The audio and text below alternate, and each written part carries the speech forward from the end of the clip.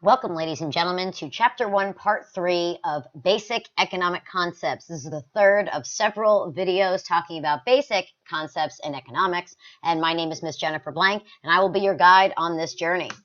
So today, we're going to talk about marginal analysis and the production possibilities curve. I want to stress that this is a very brief introduction.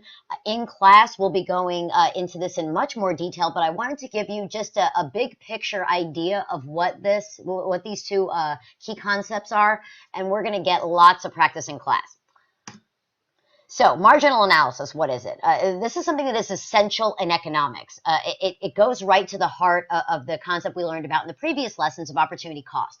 So, when you make a marginal analysis, you're comparing the benefit versus the cost of whatever decision it is that you're making. And this is used in all economic decision making. We have to compare the marginal benefit and the marginal cost. Marginal simply means extra, additional, or a change in. Choices and decisions involve changes in the status quo. Okay, so when you are making a choice or a decision, you are changing the situation from what it was into something else. And because of that, you have to compare your options. The goal, you want marginal benefit outweighing the marginal cost. All right, so here's an example of a decision-making grid. I took this from a textbook just to give you a visual. It has much prettier colors than I could possibly make. So, all right, so this is Karen, and this is her decision-making grid, right? So she's got some alternatives and some benefits foregone, right? So take a look at this. So the benefits of sleeping late, for example, she'll enjoy more sleep, she'll have more energy during the day. Now, the alternative to sleeping late is to wake up early. Okay, so she has two options here. She can wake up early or she can sleep late. Now, if she decides to wake up early instead of sleeping late, she'll get a better grade in the test. She'll have teacher and parental approval and some personal satisfaction. Now, below that row, you see benefits foregone. Those are the things that she's giving up. Okay, so if she decides to sleep late, she's giving up the better grade in the test, the teacher and parental approval, and the personal satisfaction. Notice that there are multiple bullets for benefits and benefits foregone, or the costs. Okay, but in opportunity cost, there's only one, because opportunity cost is what you're giving up is the next best option, the next best thing that you could have been doing. There is always going to be only one opportunity cost, but there could be multiple benefits or multiple costs to any decision. So here's another way to examine it. This is again from the textbook, but I like this graphic because it really this table really breaks it down. So you have three options, right? 1 hour of extra study time, 2 hours, or 3 hours, right? So the benefit of 1 hour, you get a grade of C. Your cost is 1 hour of sleep. So you can see and do this cost benefit analysis yourself and see what's the better bet. From a marginal analysis perspective, your best bet is probably to go with option 2, the 2nd hour of extra study time, because by losing that 1 additional hour of sleep, you get a full letter grade higher on the exam. But once you get to that 3rd hour of extra study time, you're only getting half a letter grade higher, and you're losing an additional hour of sleep. Is that half a letter grade worth that full hour of sleep? This is going to illustrate a very important idea that we're going to talk about later on, but this idea of diminishing utility. Okay, this idea that the more you give up, the more you keep going, the less benefit you derive from it. After a certain point, your efficiency is not maximized anymore. Now you're just doing too much. You've just gone too far. And you're supposed to drink 8 glasses of water a day, right? But if you drink 20 glasses of water a day, you're not going to get 20 times the benefit of the 8 glasses of water that you drank before. Now, actually, your benefits are going to deteriorate as you go forward. So, marginal analysis, when we're thinking in terms of economics and business and microeconomics, it shows how much of a product should be produced and how much it should cost. And here, the goal is to find optimal allocation. All right, this always deals with one product, but optimal allocation is when you are maximizing your efficiency.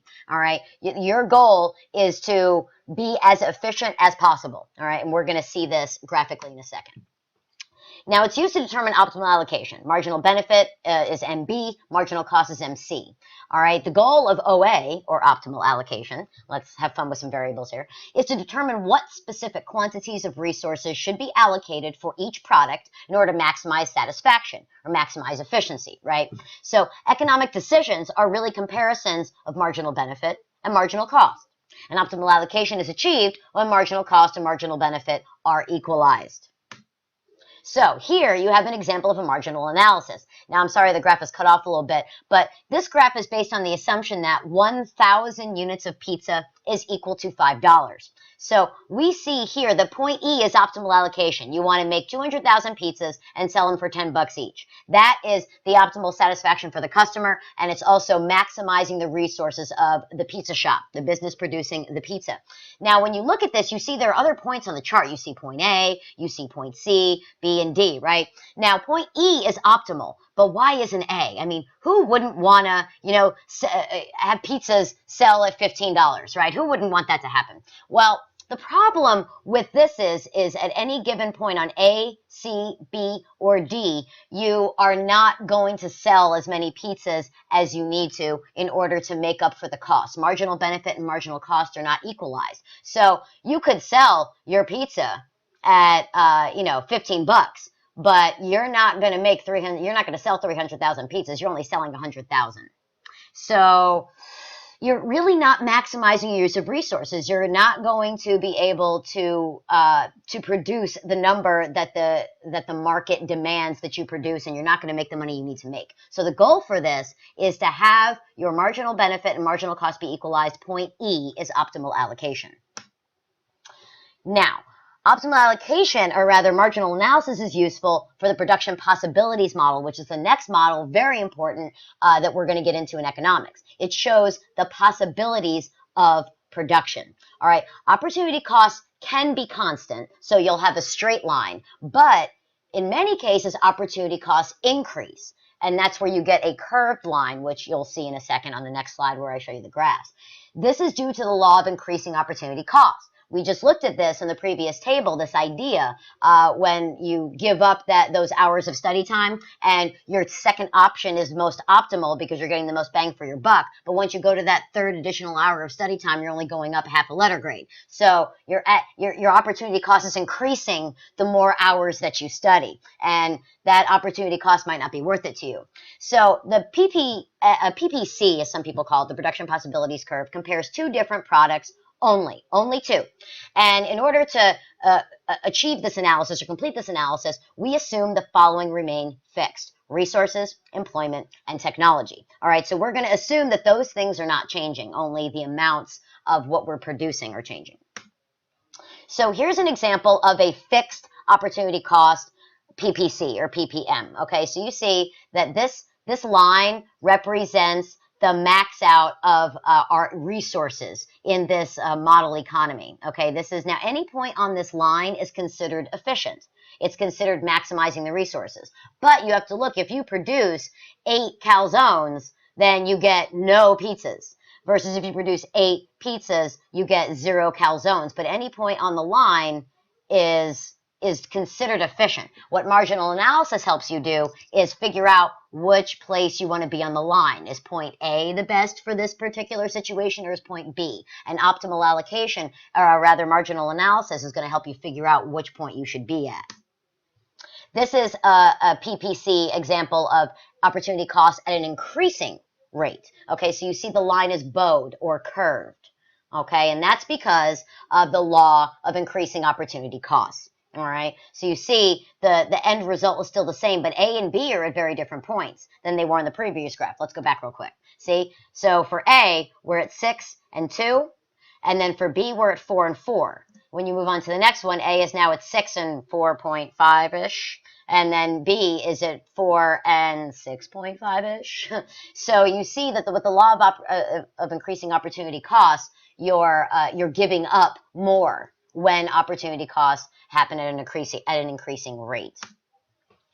So here's another example of a production possibilities curve. I want you to just take a look at this. I'm not going to read this to you. You can pause the video and just take a look at this. And this is just to kind of assess your graph skills and see where you're at. If you're having issues with this, ask me about it in class. We'll talk about it. But pause the video, take a look, and see if you can figure out what's happening here.